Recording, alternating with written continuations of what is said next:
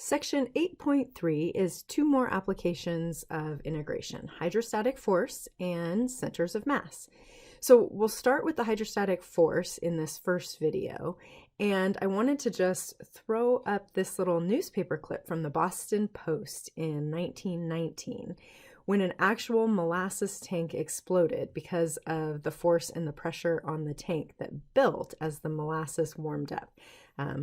I've read actually quite a bit on this because I find it's a fascinating story that there was actually a flood of molasses a little over 200 years ago in Boston, and actually very seriously killed 11 people and hurt 50. And it all came out of the molasses, actually the force of the molasses as it heated from a very cool night, and the temperature changed fairly dramatically, and the molasses burst through the tank. The actual force and pressure of the molasses from the heating broke the tank and flooded the entire town or city actually of Boston.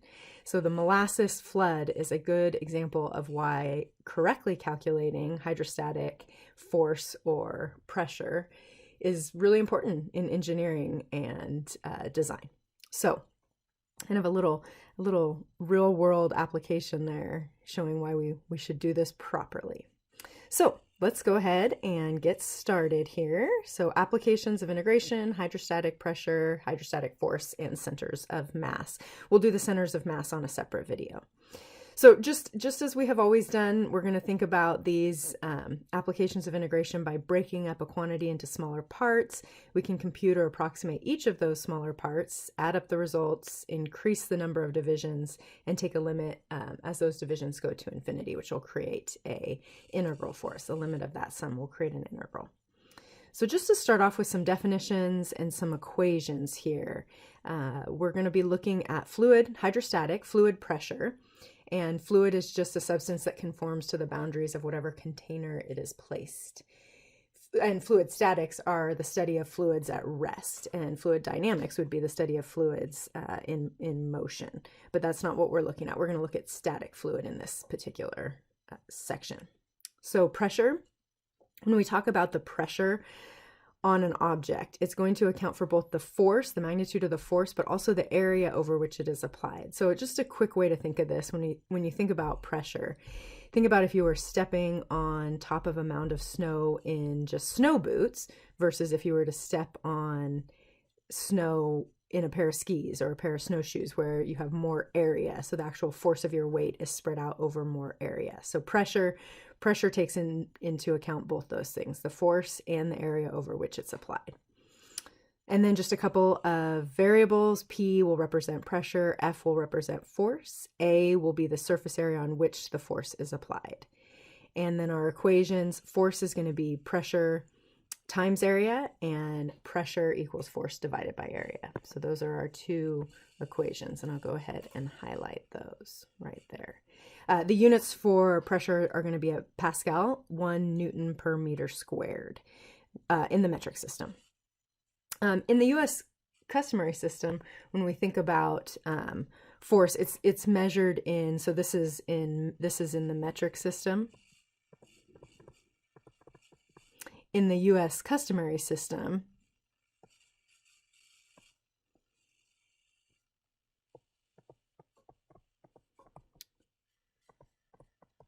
when we talk about pressure, we get units of measurement, something like a pound per foot squared, or we might have something like a pound per inch squared.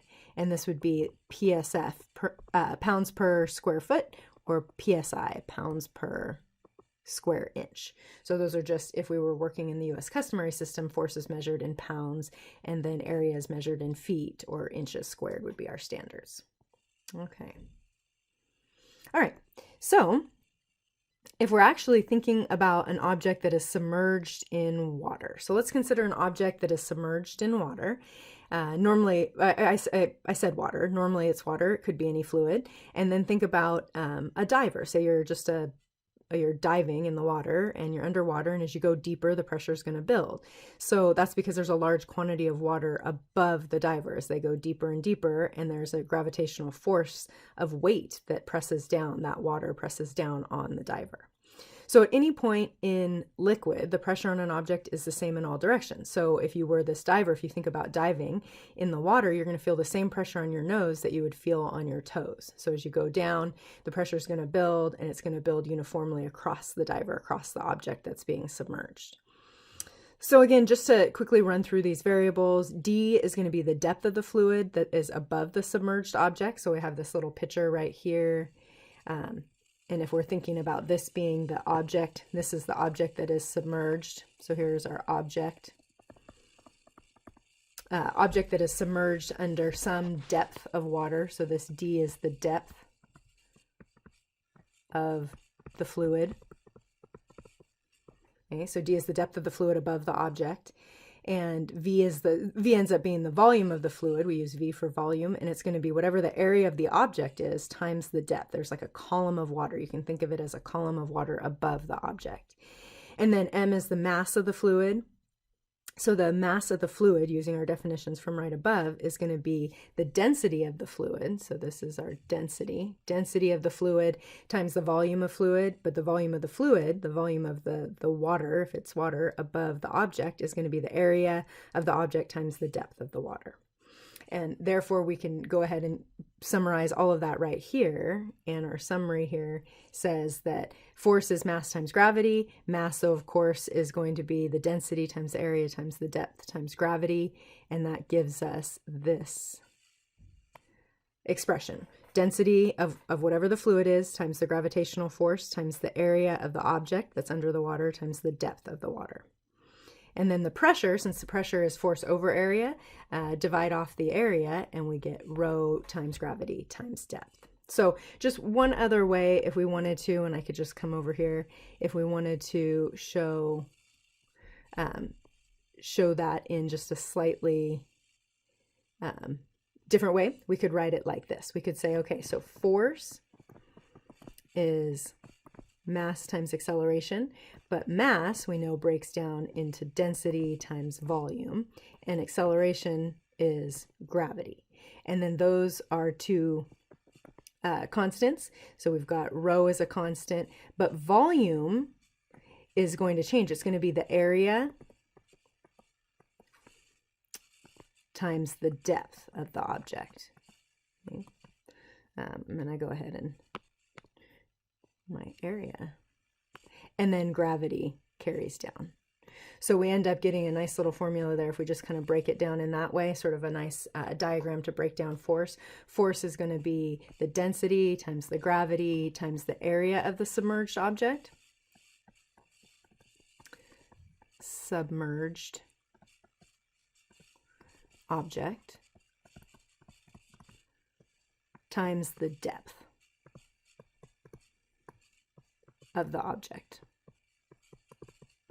So whatever object we're talking about, if we're thinking about the actual diver again, the force of the water on that diver is going to be the density of water times gravity. Those are two constants times the area of that actual diver. And we're thinking about the diver as being sort of like a flat plate essentially under the water for our purposes here. So the surface area of that object that's submerged times how deep that diver is under the water. And if we wanted to, we could also say, we could just summarize this because we know that pressure equals force. So if we were looking rather than force, we were looking for pressure, force divided by area, but we just showed that the force was rho, looks like a P, rho times gravity, density times gravity times area times depth. And if we divide off by area, we show that pressure is actually just the density of the fluid times gravity times the depth. That would represent the pressure. So those are two ways to kind of break down the formulas that I just read off of the typed page, and we're going to definitely utilize those two formulas. Okay. So then just coming back, just some standard units. I mentioned these a minute ago, but here's just a nice little diagram or a chart, I should say, for units for pressure and force. And so you've got your metric system, and then you have your US customary units. And I talked about those up above just a little bit, but what's added in here, of course, is the standard density for water, which is 1,000 kilograms per meter cubed, and gravity 9.8 meters per second squared in the metric system. And then the standard units for force in the metric system are newtons, pressure is a Pascal. In the US customary system, when we talk about weight density carries that actual force of gravity in it. So the weight density of water is 62.5 pounds per foot cubed. And pounds is how we measure force in the US standard system. So when we look at the actual force here, we won't see that gravitational constant. We'll just see the weight density times the area times the depth.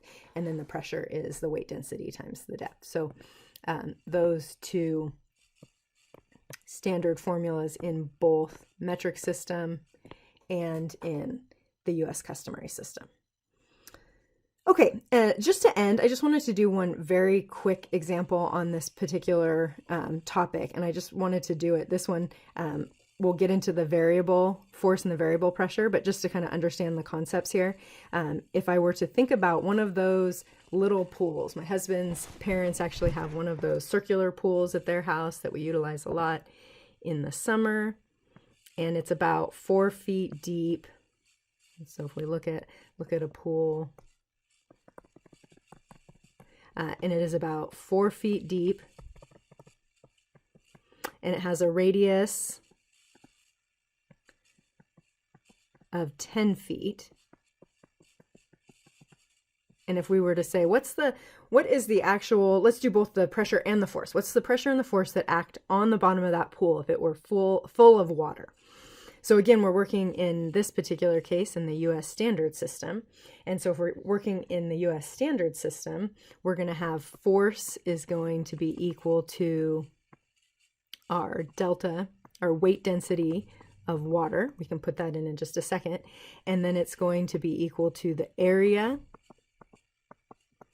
times the depth. Well, in this particular case, the area at the bottom of the pool is a circle. So the area of the pool, and it's not changing. It's actually a constant. It's a constant area. And turns out that the depth is also going to be constant in this scenario. Okay? So both the area that we're looking at and the depth is constant. So that's why we're doing this quick example here. There's nothing variable here, so we won't have to apply calculus, just the concepts. So just the concepts on this one. So the force is going to be equal to, of course, we'll just carry that constant of weight density of water, and then the area of the bottom of the pool is going to be pi times 10 squared, and then the depth, again, just a constant depth. The depth of the pool, the depth of the pool is a constant 4 feet. So we end up finding that the force is equal to 400